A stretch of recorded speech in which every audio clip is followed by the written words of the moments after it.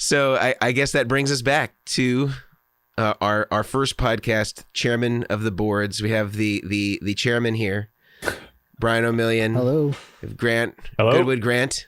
Goodwood Grant. Yeah. Good. Yeah. And it's I think it's a pretty cool thing that we're doing here, because I think one thing that is often never happens, at least that I'm aware of in the pedalboard world, is sort of cooperation between what could be viewed, I guess, from the outside as competitors, but really, we're all about the same objective: getting the world better tone, and better tone means a happier world overall. So I'm so glad that we can come together, that we can be here to discuss the topics of the day, whether that's crazy wet dry wet rigs, or just how to get better tone out of your guitar and amplifier.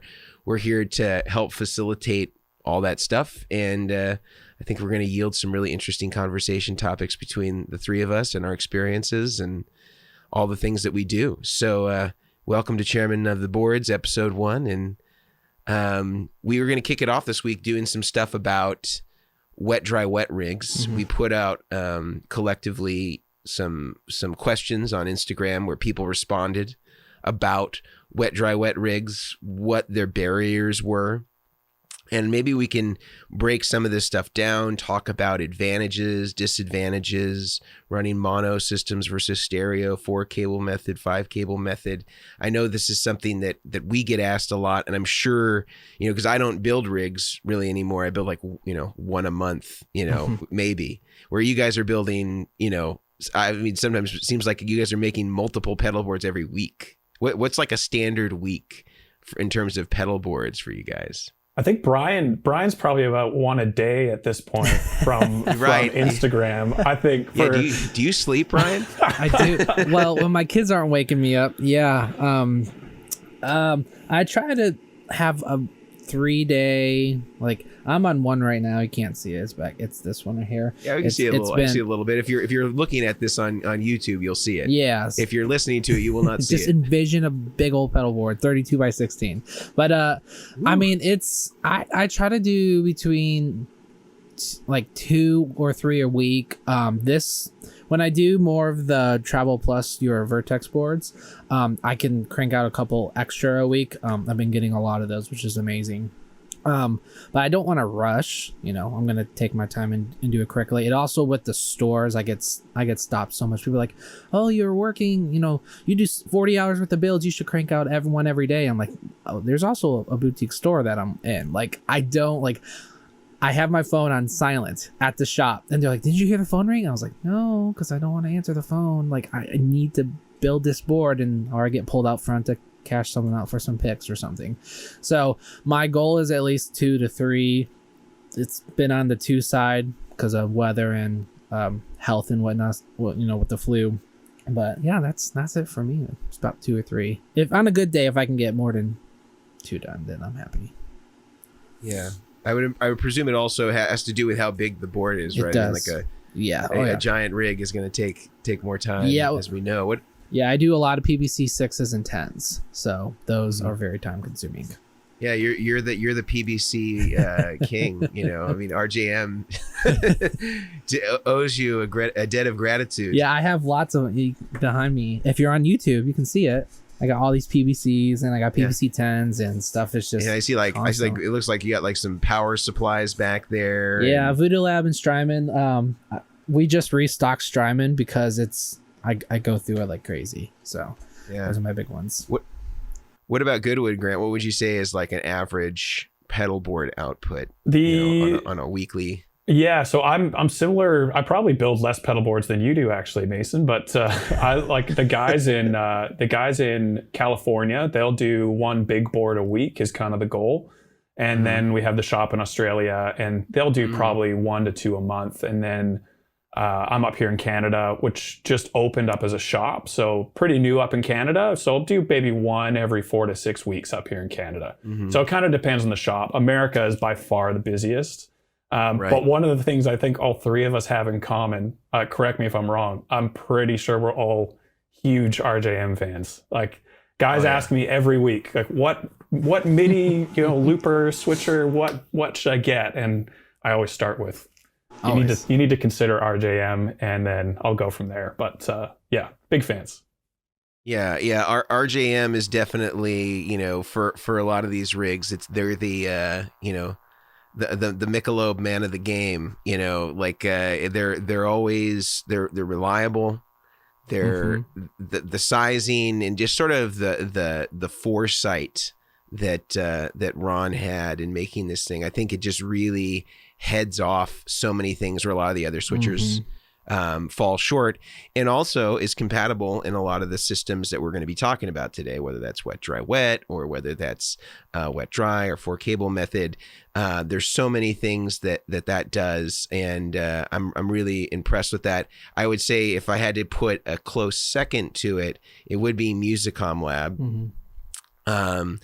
But I think where the biggest fall off between them, I think, is really in the software. RJM software is just so easy and intuitive, and once you understand it, that's the big thing. Oh yeah. You can it'll be really hard for you to deviate, I think, from RJM once you sort of have the understanding of the inner workings of what it is that those systems do and how the back end software. But I have to say, the other big thing about RJM is you send Ron an email. Oh my gosh. At 9:30 in the morning, and by 9:35 he's got a response for you and has worked out an entire or even maybe exported like a version of the software that you can just upload right into your PVC to fix whatever issue you're having. Yeah.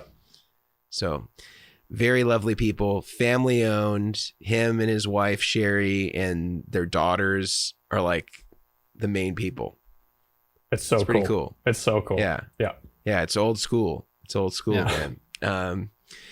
But wet, dry, wet rigs are our topic of today. Okay. We've all had experience with these. It seems to be like, for the last few years has really been a buzzword. People really like to use it. It gets thrown around all the time. I think maybe we should start with how maybe it's defined in its various incarnations, because there's sort of multiple interpretations about what wet, dry, wet means.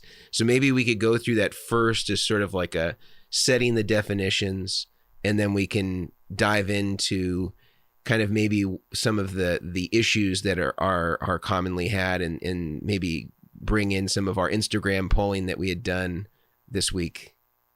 Yeah, I think if I can just jump in, I think there has to be a giant caveat towards the beginning of this podcast of, if all of this seems extremely confusing right off the bat, like what is wet, dry, wet? What's the 4-cable method? I use all my pedals and I plug into my amp, and that's all I've ever done. All of this can be broken down easily into like one bite-sized piece at a time. So if it's intimidating at the top, it's all good. We'll get there, and don't freak out.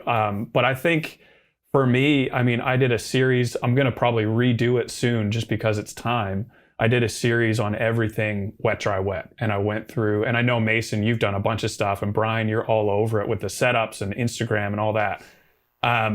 There are so many ways to approach wet, dry, wet. And if I'm on a setup call with a customer, just chatting through what do you want to do with your rig? If wet, dry, wet comes up, guaranteed the call is going half an hour overtime. It happens every single time because there's so many points to consider. And again, you can keep it bite-sized and you can approach it one thing at a time. But I think in my mind, if someone says, I want a wet, dry, wet rig, if I'm going to boil that down to the simplest possible form, you're going to be running 3 lines, not necessarily amps. You might be using an amp sim, or you might be, using not a physical tube amp. But you'll have 1 amp that's dedicated to a dry sound. Now, what the definition of dry is, we can get to. And then you'll have another 2 amps dedicated to, your delays and your reverbs and maybe your chorus and potentially a tremolo or, your wet and modulation effects. In my mind, and I'm happy to be corrected by you guys or challenged, but in my mind, that is the simplest possible way you could define a wet, dry, wet rig. And the outworking of that is where the real complexity kind of comes in. Mm-hmm. What do you say, Brian? Wet, dry, wet. What if we're starting with sort of baseline definitions? Anything? I mean, that's as simple as I stated to people. I don't get a lot of wet, dry, wet. I actually just had a guy that wanted one, so I added on like a little patch bay. I'm very simple. I can do very basic patch bay boxes. So I was like, so I like made one up, and he loves it, and he's like, yeah, I love it. So, I love it. Do you do it? And I was like, no, I don't have the mental capacity to deal with that when I'm not at work, and my front of house guy would kill me if I brought 3 amps. Yeah, I have an Iridium, and that's about it. Like I'm not gonna go into that, but no, everything Grant said is the same. That's as simple as it gets. Like wet, dry, wet, 3 lines. Like, oh yeah, that makes, for the longest time for me, I was like, I did one for a guy starting out, and I was like, what the heck is the reason for that? And like talking to people and to you guys about it. Is my alarm going off? Is that it just, it made more sense when they broke it down like that. Like, you have 2 lines that are wet, 1 that's dry. I was like, oh, that's simple. It's not all these crazy diagrams. Like, diagrams, when you Google that stuff, you start to see the most craziest effects loop routing, and you're just like, whoa, that's more than I want to do. So yeah, I like that. Yeah, I think the piece that I would add to this is sort of the emanating component, where this was really a response to guitar players in the 80s wanting to recreate what an engineer or a producer would do to the guitar sound in the studio, where they would record an amplifier with, a mic, and then after the microphone of the dry amp, they would then use an aux send or an insert in the mixer or in the mix bus, and they would blend in external effects in post after the mic. And then those would be in stereo, and typically they would hard pan left and right. And if you're watching on YouTube, you'll see my hands split apart. They'll hard pan the stereo image, hard left, hard right, pan those, and then have the original dry sound right up the middle.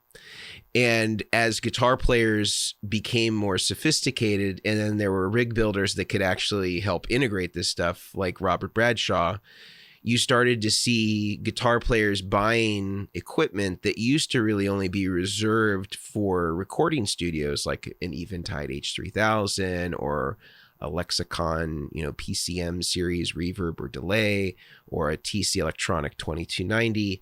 And they would start to put those in guitar racks so that those guitar players could reproduce the same processing that they were getting in the studio from the engineers or producers of the records that they were working on. And so it was really just a response to being able to take studio gear and then synthesize it so that it could be used in a guitar specific context. And the idea is that you would do all of your delay and reverb and modulation processing after the dry amplifier. And in this case, they kind of morphed instead of going after the mic line. And some people still did that. But for the most case, they would take a line level output of the dry amp. And that's basically just a line off of the output transformer. And the way this was achieved is there'd be, a little box that would have a speaker through. So your amp head would connect to it, and then your speaker cabinet would connect to it on one side. And then it would produce an unbalanced line output with a volume control, maybe a 10K pot and a volume control. So you could attenuate that or make it, the right level for the equipment that it was feeding.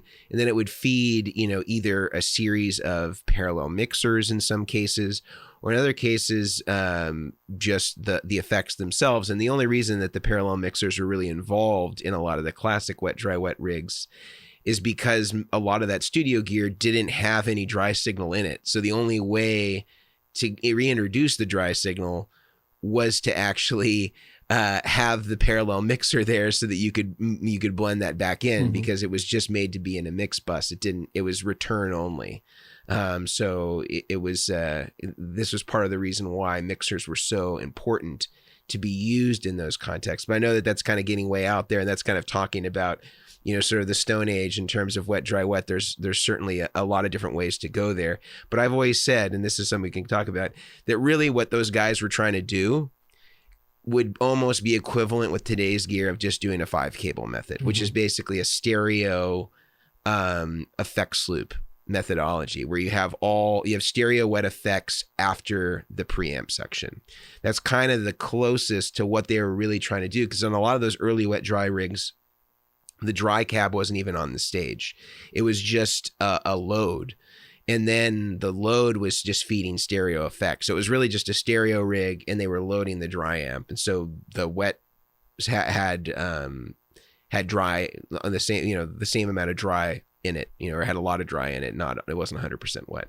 So anyway, those are sort of maybe our baseline of where we're starting.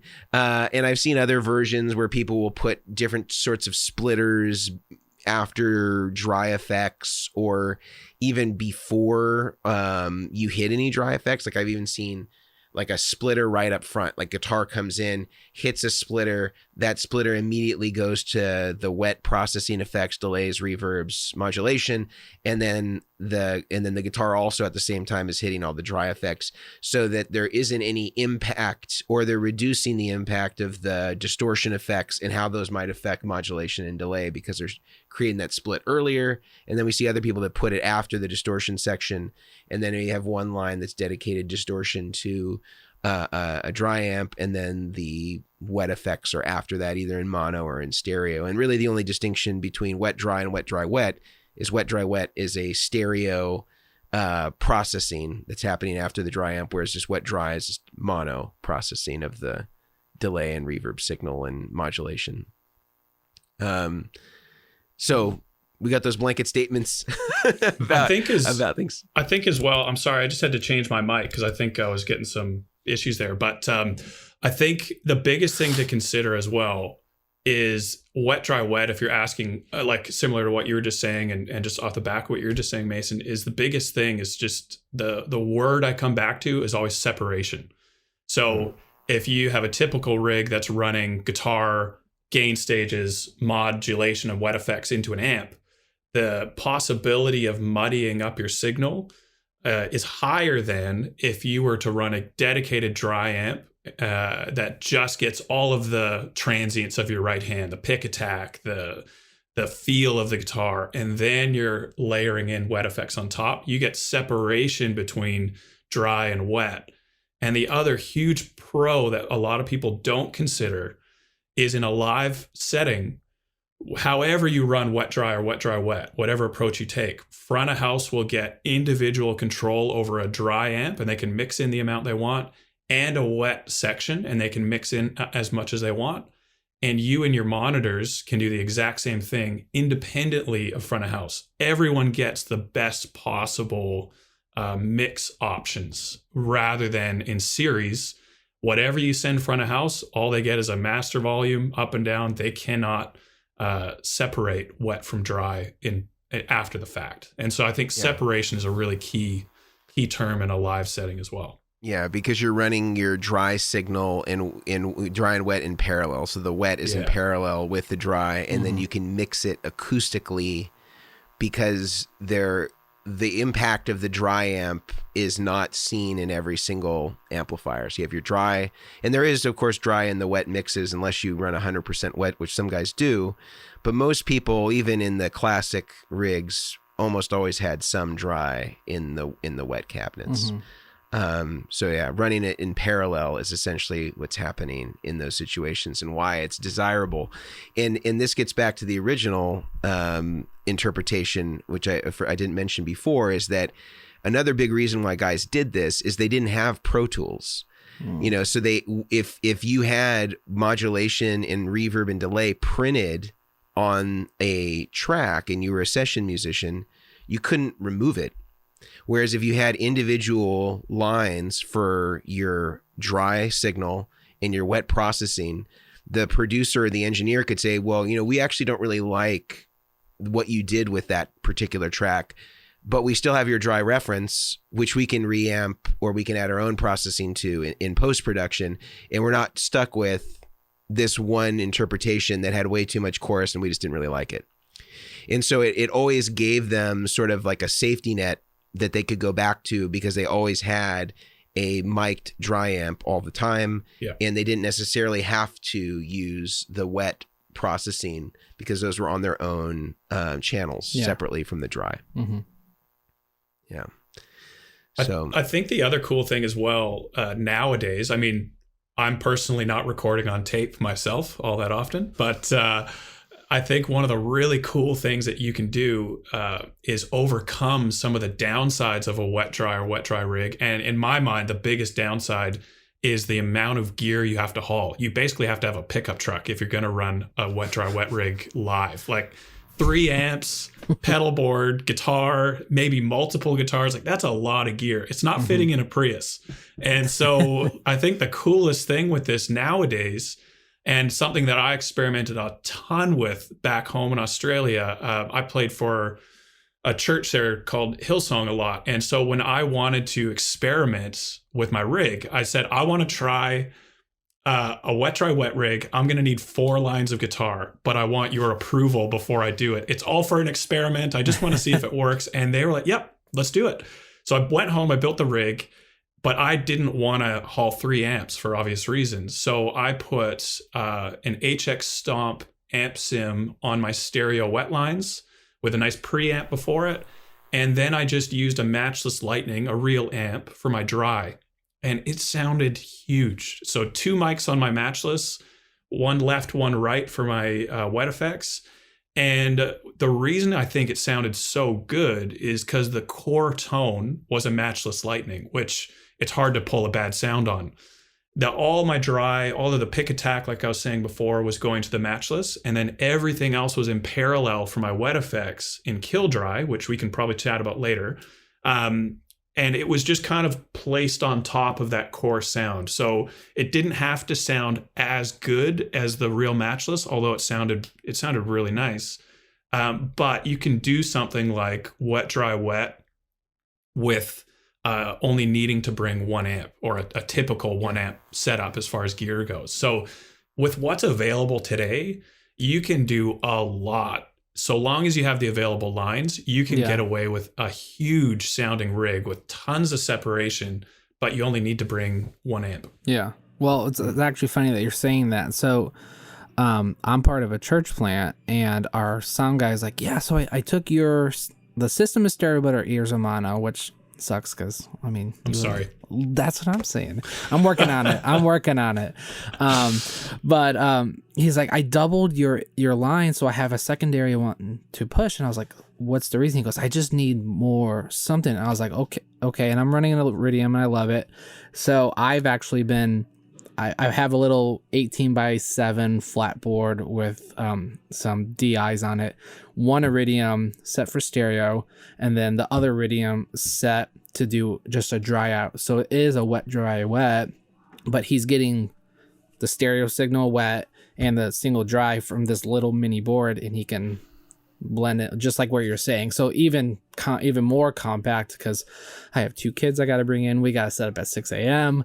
I'm not trying to bring my Jackson amp with me or whatever amp I pull from the shop to bring with me to take, because I also, for some reason, have to have my White Falcon with me and my Duojet, even though they both have the same pickups. Like, I got to have them both. So like the less amount I can bring, the better.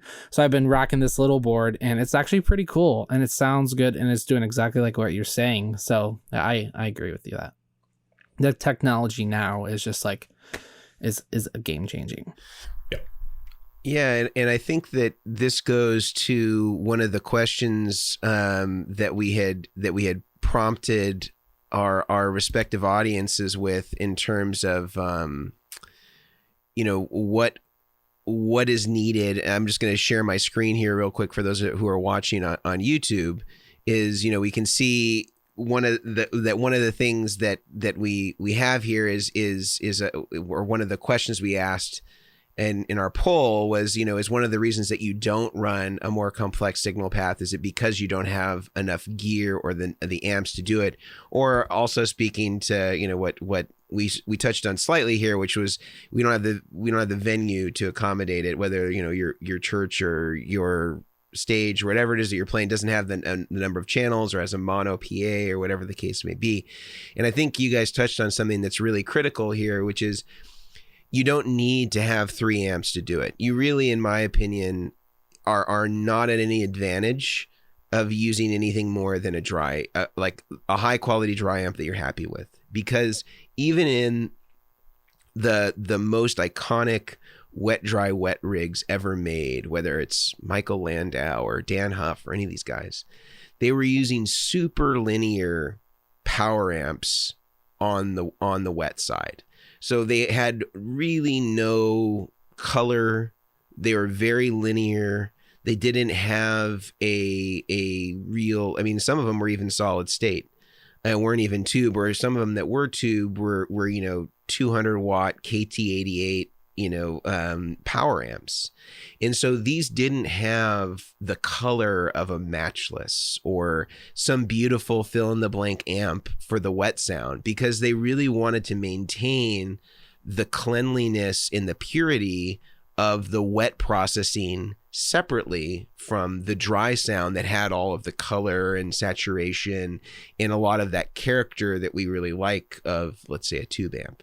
And so I almost think it's more advantageous to use something like, let's say, a stereo cab Zeus or a 2 Notes cab M or some sort of speaker and mic simulation that you set to something that is relatively linear. Let's say, something with an EV style speaker in it, or a lot of people back then, even though it's not a particularly linear speaker, a vintage 30, setting that with a close mic 57 setting, which both the Cab Zeus and the Cab M have. And that could be what you feed your wet lines to. And you don't need to have 2 more amps. You have 1 amp that's mic'd, you use a line out, you feed your wet effects that are happening in parallel, and those feed, your GFI Cab Zeus in stereo or your Cab M, and then those produce, XLR outputs, which can then feed to your board. And if you're in ears or you have wedges in front of you, you're going to hear the wet processing through there, and that can be mixed by your sound man or sound woman to taste, and you can mix it all acoustically, and it just requires that 1 amp. Mm-hmm. And that's glorious, because you have no consequence in terms of, how much gear you need to bring. Those 2 things that I mentioned, and there are others, can fit on a pedal board. It can be powered by 9 or 12 volts. You have everything now in a pedal board format. It's travelable, sounds great. And again, I think the misnomer that a lot of people have in terms of the amount of gear, they think they have to have 3 matchless lightnings, or 3 Dumble overdrive specials to run. Could be argued. Could be argued. Right. You could have 3, but I would say that your wet, dry, wet sound would not be improved by having those, because again, the power amps are all that's used in the wet scenario if you're doing a traditional wet, dry, wet rig. So you're not even using the preamp sections. None of the knobs on your amplifier will work, except for the volume control, which, because everything else is bypassed. Most of the controls on our amps are all in the preamp section. So maybe you have your master volume, maybe your reverb works, maybe your presence knob works. That's it. So and sometimes even your volume knob won't work depending on where it is in the location, and you're having to use the volume control on your line out box to set how hot the signal is that's feeding the effects. But I think that you totally don't need 3 amps. I think get 1 good amp and get a really nice cab sim. And you can even do it with the Iridium. I forget on the Iridium, and maybe Brian or Grant, you can tell me, because somebody was asking me about this the other day, and I was thinking, how would I run a wet, dry, wet rig if I were going to do the Strymon Iridium? And the first thing I thought was, it has that room sound right on it, which is sort of kind of like a reverb. Yep. Is that the same on left and right because it's got the stereo output? Yes. No. I honestly don't know. So I tell people all the time with the Iridium is when the room knob is all the way off, it's very stale. It's like amp in a box, very dull. When you turn up the room, it feels like it's right next to you, so it feels more lively. But because it has the mono sum or stereo switch on the little dip on the input on the back, it's not the input, the output. It's overall a master, so it's not individual sides. So that's with the Iridium where I run so both A and B, like if you're going mono into it, both A and B are the same image. Yes. Yeah. Okay. Yeah. So then this makes it easy if you wanted to say use an Iridium to run wet dry, because you'd go mono in, because again, none of the dry amps had stereo inputs. So you're going mono in. I would take the left channel, have that go dedicated to my dry channel on the mixer. And then I would take the right and I would feed the wet effects from there. And then those would then break out into stereo. And then you'd have your stereo wet effects and you'd have your dry that would be coming off the left output of the Iridium. Because if they're the same on both sides, then that would be, I think, the easiest way to execute that. And you could have your full wet, dry, wet rig. And there's an editor, not an editor. They have you can upload IRs. I don't go into the whole IRs. I don't have the time. I think I had just posted, I commented on one of Grant's posts about pedal, what irritates you about your board or something. And I was like, that mine's literally never together. I'm going to show you. If you're on YouTube, give me a second. This is what mine looks like right now. It's oh yeah. It's got the jingle. It's bad. Yeah. So me,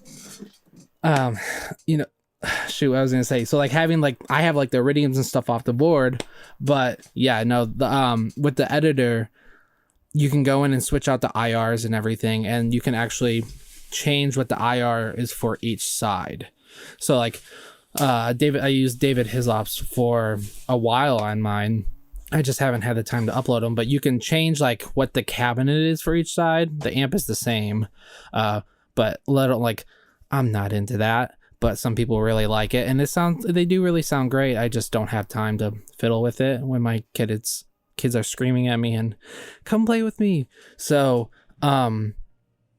using an Iridium is simple. That's when it comes down to is simple. I get really good tone. I've had the ACS one, the Iridiums, the Ajax knobs. I've had them all, and they're all great units. It's just a matter of kind of shaping your tone, because what I play and what my other guitars play, our tones are different because of our taste. So, it gets the job done for me, and I love it. I think one of the other things that's very important to consider, and if you've never done it, you'd never think to do this with a wet dry rig.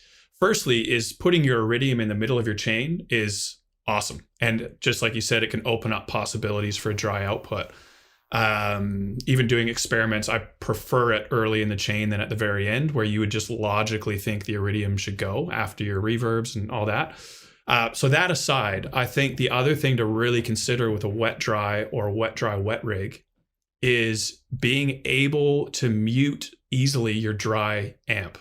Just your dry amp, not your wet. Because if you do an ambient sound, as an example, and if you think practically what's going on in an ambient sound is you want to kind of create that pad, keyboardy kind of washed out sound.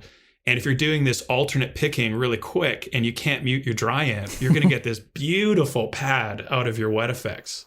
But your dry amp's still coming through. So your dry amp is going to get this on top of this ambient pad you're trying to create. So if you can't mute your dry amp, you're going to struggle to do an ambient type sound. If you don't need to do ambience, then you probably don't need a mute, but you'll just need a master mute. But that's something you really need to consider as well. So with that example of the Iridium, one side goes to dry, one side goes to wet. The only caveat I would say personally, for my preferences, is having a mute or some option there right before your dry amp input. You're talking about this from the purposes of swells and just things like any that. ambient sound, anything where you normally wash out your dry signal if you're running a series board. Now you won't be able to do that anymore because you don't have any wet effects to wash it out going to your dry amp only. Yeah, and so in your when you would set up a rig in this fashion, would you use, let's say we were doing it in the system or the setup that we were talking about, or the fictitious setup where we would run the left output of the Iridium into the dry channel, let's say channel 1 of the mixer, and then the right output would feed the wet effects in stereo, and then those would or I guess it would feed into mono, and then those would split out to stereo, and then you'd have your channel 2 and 3 as the wet, left, and right.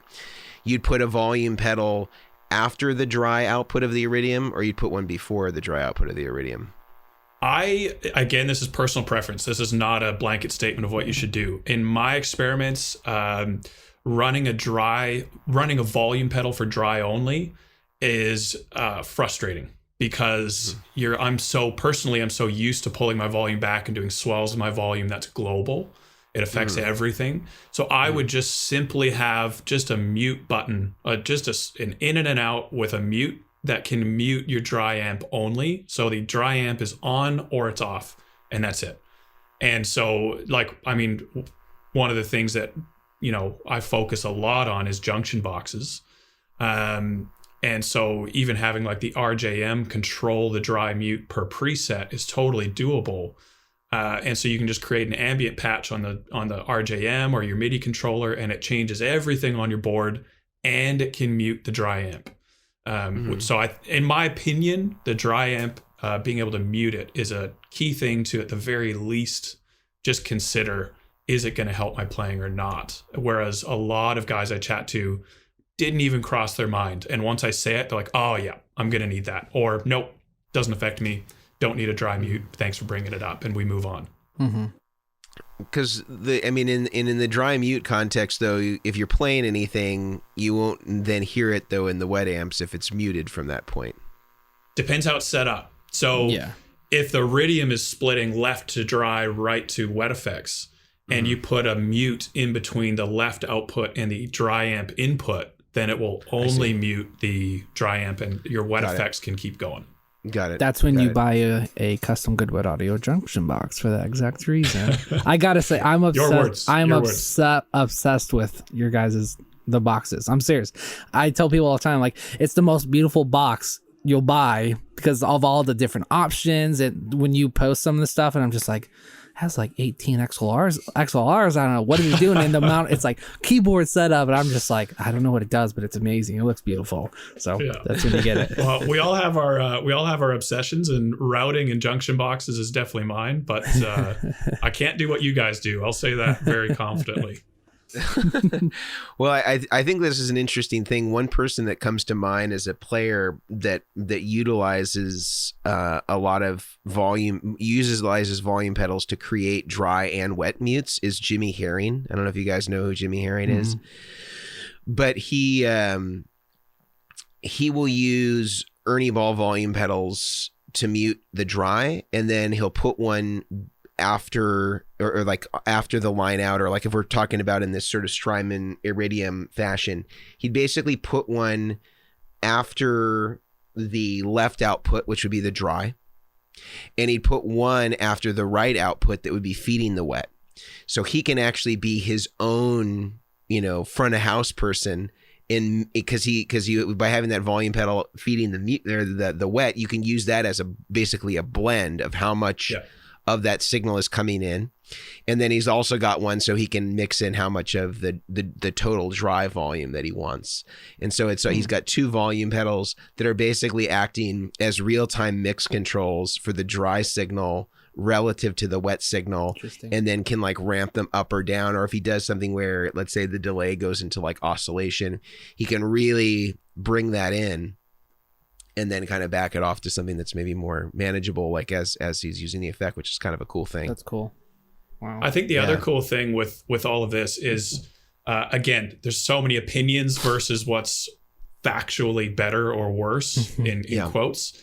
But the cool thing about all of this is you might be listening to it and you might be interested in what we're chatting about or not. But a wet, dry, wet rig is not, my opinion, the be all and end all of a guitar rig. It is one of many options. And so just because we're dedicating, episode 1 to wet, dry, wet does not mean it should be the goal for every player. It's simply an approach to it. And for some guys, it will fit and it will tick all the boxes of what they're trying to do. For other guys, it's a waste of time, money, effort, you name it. It's just not for them. And so for the guys that this pertains to, a wet dry wet rig, I personally love them. I think the separation factor is huge. But other guys I chat to, it couldn't be farther from what they needed. And so I think from my perspective, I just wouldn't want people listening thinking like, okay, so now I need to figure out how to make a wet dry wet rig work for me. You absolutely don't. But it's definitely worth at least understanding the foundational principles so you can make up your own mind on if this is something you want to start working towards. Yeah. Yeah, I think that when we think about, most hit records and things like that a lot of us listen to, presumably most of them were not done with wet, dry, wet rigs. So, if we're thinking about sort of the Mount Rushmore of best guitar tones of all time, probably few, if any, ever utilized this particular type of routing. So, there's that to be said at the end of the day. But looking back, and I'm gonna share the screen again here of so if you're on YouTube and you're watching this, you can see I'm pulling the one that Grant had sent me, which we all kind of prompted these same questions. We touched a little bit on the idea in terms of I don't have enough gear or amps to run some of these more complicated signal paths. We talked a bit about venues, I guess, to a degree. Brian had mentioned that his in-ears are mono, and we talked, I guess, a little bit about practicality. Is there any of these that we want to kind of come back to and maybe address more specifically for people that might be either considering making the change, and maybe how we could also maybe integrate some advantages if we're not going to go wet, dry, wet about stereo 4-cable method, when those might be advantageous versus not? Well, I mean, for me, I didn't send it to you, but my most common one, I did 2. I reposted, and the other one where they could add, they commented mostly, my place doesn't accommodate it. It's like my front of house only gives me 1 XLR. And I'm like, oh, okay, that's fine. Because that's a lot of places. I do a lot of, I'll sub in for a lot of different churches in the DFW area, and that's the very common thing. Yep, here's your one line. Only when you get to mega churches like Gateway, and then where they have stereo setups, amps, aux boxes, whatever it is. But mostly, it's mostly they can't handle any more lines, and they don't want to, even if they could. They don't want to even try to mix a stereo mix or whatever. I mean, that's the most common one. So in that case, the best they could do to sort of get that separation then would be the 4-cable method, right? And by that we mean amps with an effects loop. They wanted to get the most possible separation between the dry and wet. 4-cable method would be the way to do it.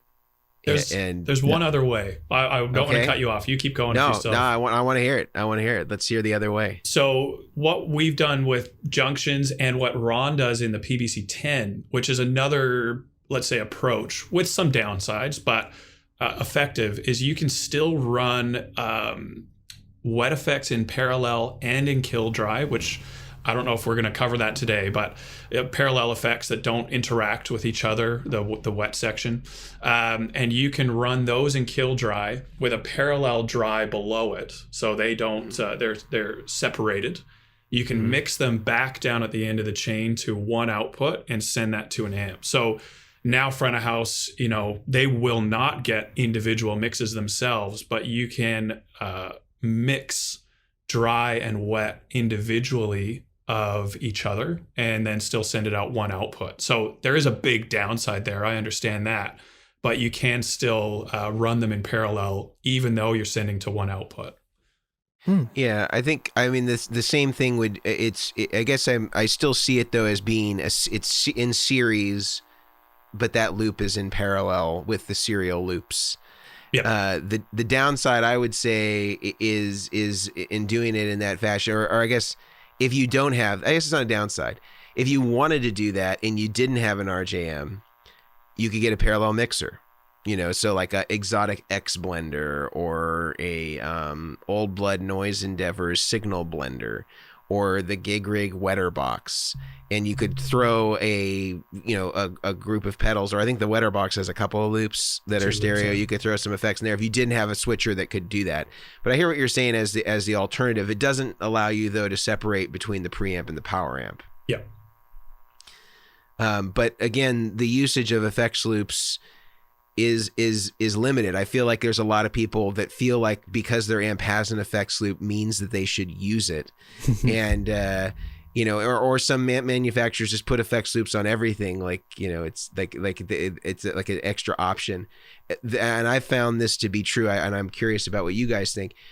Firstly, it should be known that there is no standard. There's no like effects loop committee that gets together and decides like what the standards should be in terms of impedances, or whether buffers should be included in effects loops, or the levels of effects loops. Literally, every single company has a different way of doing it, which makes it really hard for people that are building rigs, whether it be Goodwood or Omilion or Vertex or whoever, because we don't really know what we're dealing with from rig to rig. And one of the big challenges with using effects loops is that most of them are not buffered. That means they're passive, which means there's no signal conditioning, which means that the longer the cable runs are that are coming out of that thing, the more it's going to change the tone. And most people will report, even on high quality effects loops, that there is some difference between when they either use pedals in their effects loop versus not. And a big reason for that is that they're mostly passive, so they don't deal real well with a lot of cable capacitance that's going on the send of the effects loop. But the second thing about it is that if your amp is if you're not using the amp to produce gain and distortion, there's no reason to use it. There's almost no advantage anymore of using it, because if the amp's not crunchy, it might as well be treated just as a clean amp. And so you don't need to use your effects loop unless your amplifier is producing distortion. If the pedals are producing distortion and the amp is just used as sort of the pedal platform, no reason to use the effects loop at all. That's my opinion. I'm curious what you guys think. I did an experiment with this as well. I mean, I love taking these questions that come up and like doing a practical experiment. And I encourage everyone I chat to do the same. Like, don't take my word for it. Try it out for yourself and see what you find, because your rig is only going to be as good as your own ears. And so the experiment I did with this was exactly like you said, Mason, in terms of I plugged in a very simple board, couple gain pedals, delay, reverb into the front of an amp, kept it clean, used the effects loop, kept it clean, didn't need to use the effects loop. As soon as I turned the gain on the amp and overdrove the amp after a delay and a reverb, it started sounding pretty rough. And I think the reason for this, just for people that are starting to wrap their head around this, the reason for that is if you think about putting a overdrive after something that decreases in volume, so a delay repeat will slowly decrease in volume. As you decrease volume going into a gain, like an overdriven source, like an amp with an overdrive on it, it starts to clean up. And so that those delay repeats will start out very overdriven and they'll slowly get cleaner and cleaner every repeat. And it sounds pretty unnatural. Same with a reverb that's slowly decaying. And so I think that's the part of, and I'm sure you guys can expand on this better than I can, but part of the reason, even with my experiment, is why use an amp's effects loop. If you're going to put overdrive in the amp after your delay and your reverb, it's going to start to sound a bit unnatural with those wet effects before it. And so that's why you're now moving your amp, which you're essentially treating like a overdrive. You're trying to put your amp's preamp with the overdrives on your pedal board. And so that's why you would potentially use an amp's effects loop, or part of the reason why you're trying to use an amp's effects loop is to turn that now overdrive, which is your amp's preamp, put it with your gain stages so that your delays, your reverbs, modulation can be after that. And that's essentially what the amp's effects loop is doing. And I know when I had an amp with an effects loop, I plugged it in and like, I'm supposed to use it. It's there. It's exactly like you said. I had no idea what I was doing or why I would even want to use an amp's effects loop, but I plugged it in. Didn't sound as good, but I was like, I'm supposed to. So I did.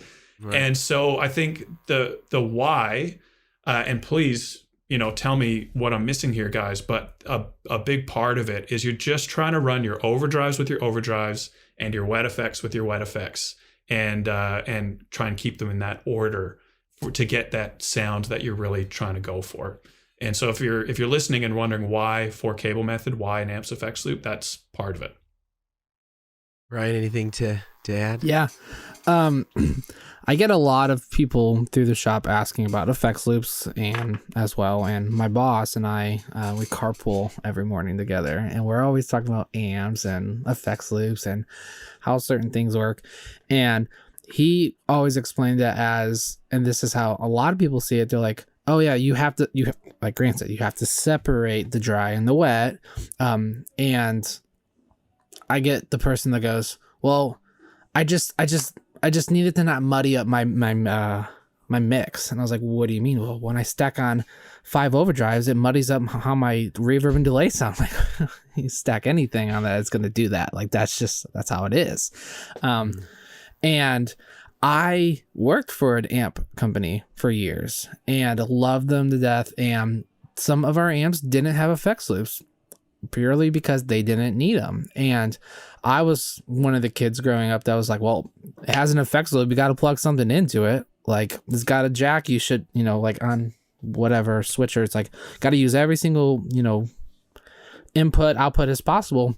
So I started doing the effects loop routing and everything, and I didn't hear what people said that they hear. Oh yeah, I hear clarity. That was a big one, was clarity, and it makes your delay and reverb, a lot more crisper and all this kind of stuff. And I get some people that are like, oh yeah, I hear that, and then I get some people who are like, oh no, I can't hear that, because by the time I get it in my mix, I can't tell the difference. Or they're not going to be able to, the big one is they're not going to be able to tell the difference in the audience. I was like, yeah, that's really true. But I mean, there are some pedal platform amps that do sound better cranked up. There are, like, I'm edge of breakup kind of thing with the Iridium.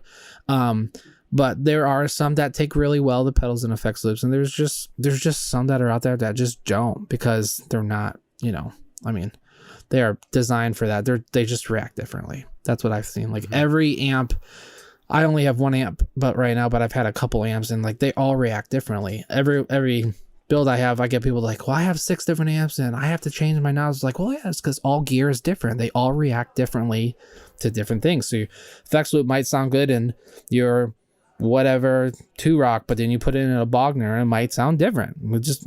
Like whatever amp it is. So I mean, that's a big part, is everyone is just like reaching for the cleanest possible signal in the world, so they think going effects loop is going to fix it, when sometimes it's not the case. That's not, personally. Yeah. I think it all comes back to the thing where there are no standards, and it's completely understandable and should be expected that if you're switching different amps that don't have, or that have, effects loops in them, and you're moving the gear between them, like, you're most certainly going to have to make adjustments, because, as I said, there's no impedance standard. There's no level standard. Some amps do have buffered effects loops. Some of them have controls for the level. Some of them have level controls on the send and return. It's so variable.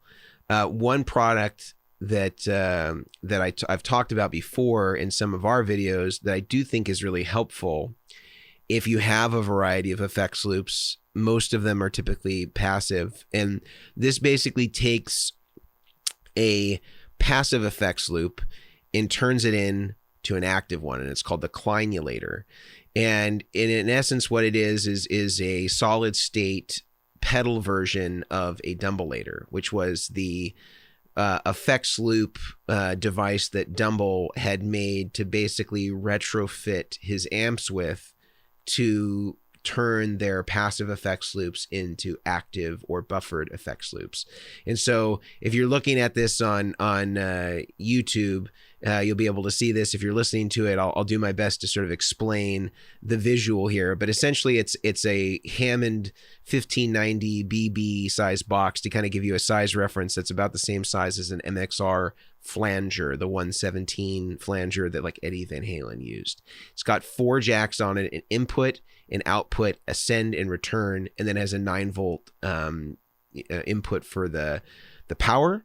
And then it has 3 controls on it: a send level, a return level, and then a recovery level, which I think is a type of like a tone control of some kind, in addition to some toggle switches that are helping to adjust the tone on the send and return.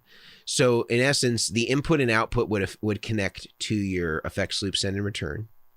And then it provides you a new group of sends and returns that would then feed the pedals on your pedal board. So this is in essence driving the line out to the pedal board from the effects loop with a low impedance signal.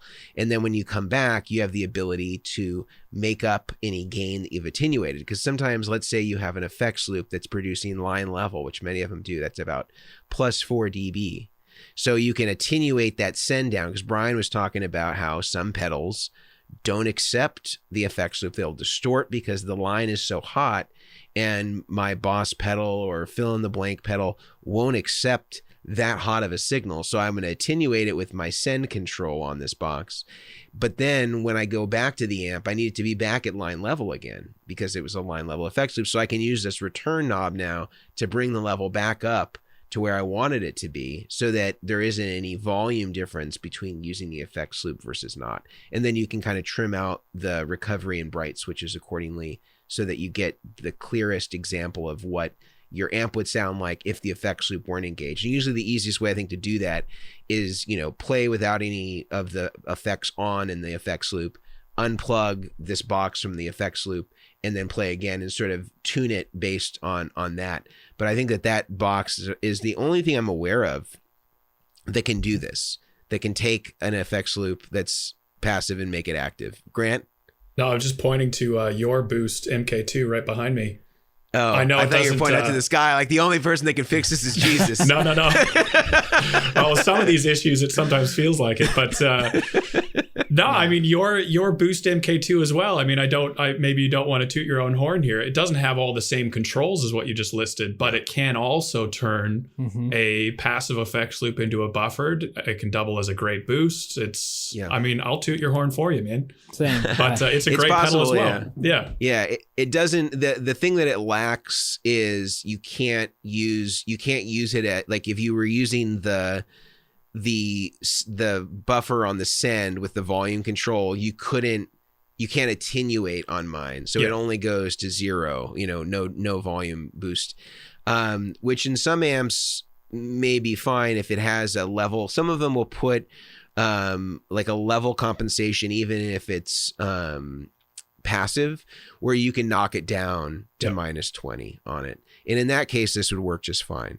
But if it didn't have that and it's just like wide open, then even my boost cannot help you. And then you have to get something like the Cliniulator. But it's a really cool pedal. And for what it costs, I think that the list price on it is about $150. Wow. It's pretty great for making that happen. If you want to have something that basically makes all, you could use it with any effects loop and really just make any of your amps impervious to the pedals that you want to use. Of course, you may have to make some adjustments, as Brian said. You can't just expect that every system is going to react exactly the same. But I think it definitely decreases the threshold or the margin with which you need to, sort of be aware of when you're using effects in the loop. Love it. Anything else we want to say about effects loop? The last word in effects loops. I think, honestly, the only thing I would say, I'm just going to be a broken record here, is just try it out for yourself. Like, do these experiments yourself. The last thing I would want anyone to do is just say, oh, Grant said I should do this, or Mason said, or Omilion said I should always use an Iridium. Like, absolutely not. It's just a starting point for you to experiment. And I think taking that approach to your rig of, I will test it out myself and I will see if what I can hear personally, that approach will serve you for years and years to come. And I wish I would have taken that approach earlier, because I would have saved thousands on mistakes of gear that I bought because I just thought I was supposed to. Yeah. So I would just say, use what we're saying here today as a starting point with effects loops. And, take 20 minutes and plug in a few different configurations, maybe record them in GarageBand or Logic, whatever, and just see what you can hear with some purposeful listening exercises and see if it's actually worth the trouble.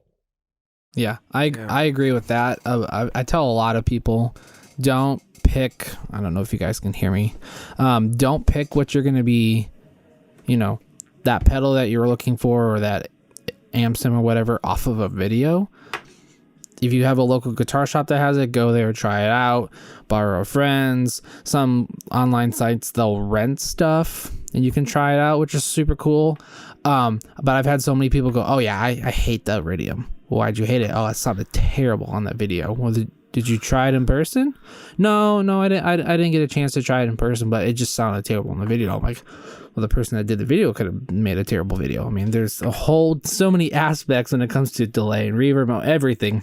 So yeah, I'm with that. Get it, whatever it is, test out the configuration, make it look as messy as possible, make it look like a rat's nest. Try it out, see if it sounds great. The times I spent as a teenager on the floor, which a lot of people are like, oh, that was yesterday, because I guess I look young, but people, like, I sat on the floor of my parents' house with a rat's nest of cables to figure out like how I wanted my overdrive, order at the time to be or whatever, or my delay and reverb. For the longest time I ran delay last. Found out that was not how I liked it and not correct. So like those different things, as I found out by experimenting, when someone could be on not YouTube at the time, but could be online and be like, don't do this. I'm like, oh, the guy in the forum said don't do it. Like, just do it. Try it yourself. It's your rig, it's your money, it's your kind of thing. Like, make the tone your thing. The Edge, got what he got by testing stuff. So test stuff out. Don't be afraid to test out stuff. We test out new gear all the time. So life of a guitarist. Yeah, I think a lot of this stuff, I noticed that a lot of people will come to us or to guys like you two, and will kind of want you to sort of solve their problem for them when we can't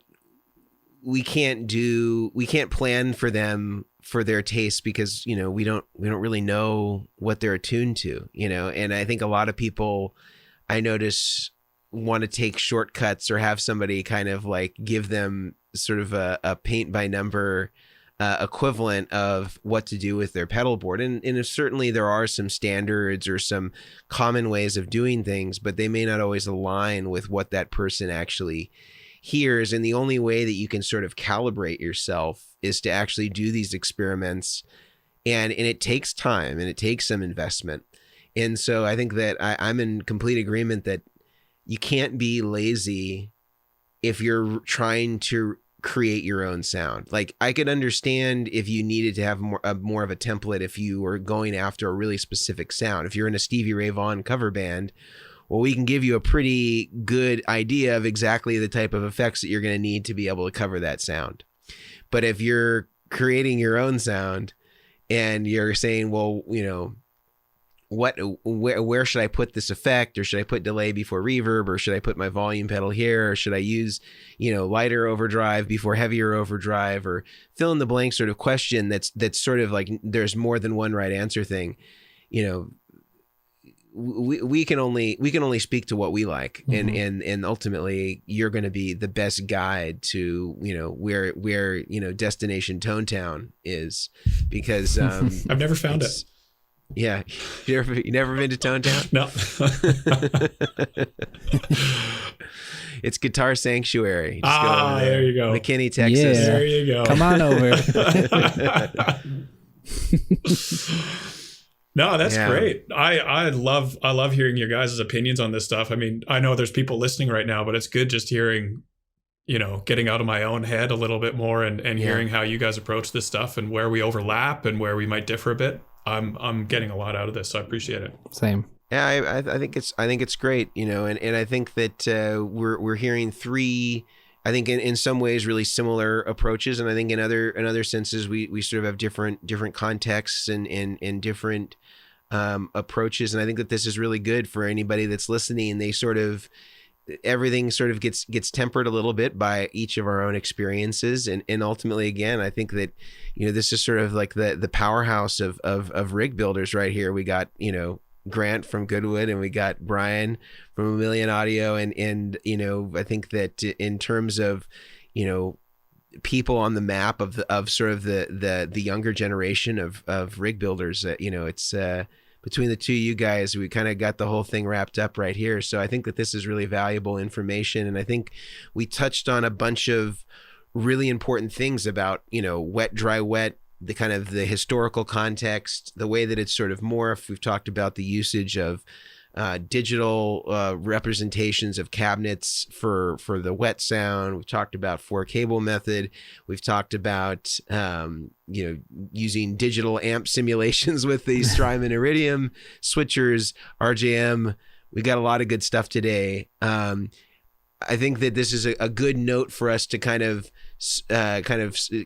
summarize and wrap up. Any final thoughts that you think we need to plug in here for these sorts of rigs, these sorts of setups, and some of the kind of poll questions that we were fielding this week that we want to kind of complete with?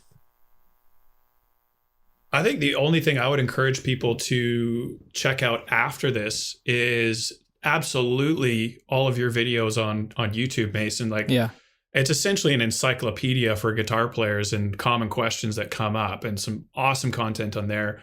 As far as specific wet, dry, wet stuff, I would definitely encourage guys, if you're interested in this topic of wet, dry, wet, definitely look into the difference between what it means to run series wet effects and parallel wet effects. That's something that you just need to hear it to really understand how it affects your tone. We could describe it, but you really just need to hear it. And it's basically the difference of your wet effects interacting with each other in series or not interacting with each other in parallel. And so I would just say look that up if you're interested in wet, dry, and wet, dry, wet. But other than that, I mean, I think we've covered a lot of the key foundational components for people to consider.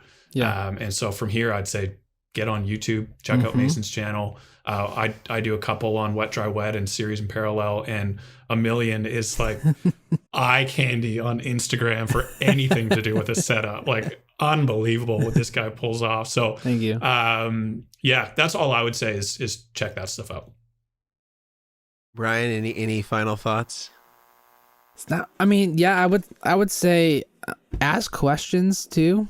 I'm not afraid of getting a message that's just a question. I get messages. It's like, how much is the rig cost? That kind of thing. But like, if you have a question about something, message one of us about it. Don't feel like no question is a dumb question. I will say I've had one dumb question. But it wasn't me. It was a friend, and I'm not ever going to repeat it. But no, really, when it comes down to it, is like, even us three would not be where we are without have asked questions. So don't be afraid to ask us questions or someone else that you admire a question or something. Me, I grew up loving Nigel Hendroff from Hillsong, like his tone and his stuff. And I finally got to meet him, and I asked him a ton of questions, and he's like, oh yeah, it's all real simple. And I was like, what? Like, it's that simple? He's like, yeah, you could have asked anyone that. And the boss was at the time was like, yeah, you could have asked me that. I was like, shoot, I didn't, because I thought it was a dumb question. So, sometimes that dumb question you think is dumb is not, and it's simple. So, feel free to reach out to, I would say, any of us, because why not? Yeah, or if you're watching this on YouTube, or you're listening to this on one of the podcatchers, you can head over to YouTube, and there will be a comment section that's paired with the video, and you can always put your commentary there, and that's something that any of us can answer, whether it's me or Brian or Grant. And we may even have slightly different variations on the same question, so you can kind of get a 3-for-1 on a lot of this stuff, where you kind of get 3 different ways to do it, and you can attempt to try all 3 and see which one works the best for you. Because ultimately, almost all this stuff is a matter of taste. It's not a binary thing when it comes to tone. It's all subjective. The way I hear things is going to be different than the way that Brian hears things, which is going to be different than the way that Grant hears things. And our preferences and proclivities are going to be just a reflection of our various experiences, and your experiences can be different too than those. So just kind of keeping that all in mind. I think it's all good stuff. It's like pizza. It's all good. Unless you go to Chuck E. Cheese, that pizza's terrible. Just about to say, no better way to finish it off. And then Chuck E. Cheese came in there. About to say. And if people want to reach out, we should just finish off with this. They want to reach out to Goodwood. They want to reach out to Brian at Omilion Audio. What are the ways that they can do that if they're listening to this and they don't have all the fancy links that YouTube has? How do they find you guys? How do they reach out to you about rig builds, junction boxes, all that good stuff? Take it away, Brian, we'll start with you. Me? Okay, I don't ever want to like overlap someone. Honestly, mine is just through Instagram, at Omilion Audio, OMILION. I always say it's 0 million with one L because I can't afford the second L. So that's honestly my best way. I have people that will call. You can call if you want. You can send me an email. Call the Guitar Sanctuary? Yeah, you can call the Guitar Sanctuary. It's, I got a card. Hold on. 972-540-6420. I've been here for like 5 years. I should know that number. But I like, you can call, but I like Instagram messages because I can organize those conversations. Emails are also great too. It's just my last name, Omilion, at theguitarsanctuary.com. It's super long, so like I said, suggest going to Instagram. So that's it for me. All right. And Grant? Goodwood Audio on Instagram, info@Goodwood Audio on email, and through our website, goodwoodaudio.com. There's a lot of Goodwood Audio in there. I like it. Any of those will work and come straight to us. Awesome. Yeah. So I think that was a great conversation, guys. I will look forward to our next topic next week. And if you're interested in participating in kind of having some of your questions answered, we're going to have sort of weekly Instagram story interactions and things of that nature. So if you're not following us on Instagram, make sure that you follow Omilion Audio and Goodwood and Vertex, and we'll make sure that we are including user-generated questions as much as possible, and really making sure that not only do these cover generalized topics in the rig building, pedalboard, and gear field, but it's also maybe addressing some troubleshooting related stuff, and maybe we can even reserve a section of each episode to really go over those sorts of things, or have a little section where we address some of these challenges that are happening in the world of gear in tone. And thanks everybody for listening and or watching, depending on where you're getting this. Thanks Brian for being here. Thank and you. Grant for being here. I'm really grateful we can make this happen, and just democratizing good tone. Yeah. Love it. Love it. Yeah. All right, Thanks guys. for having us. Thank See you. you guys. See ya.